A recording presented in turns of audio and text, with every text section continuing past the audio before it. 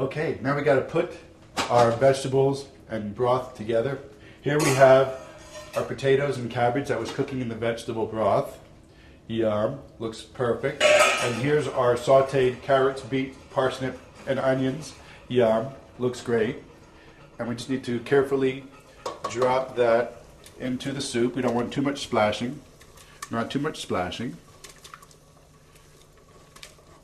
Okay.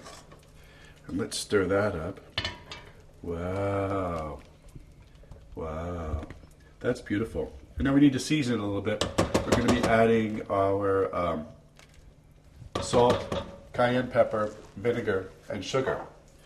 Because one of the things that borscht is famous for is that sweet and sour kind of flavor. And so we're using balsamic, which is a nice, strong vinegar.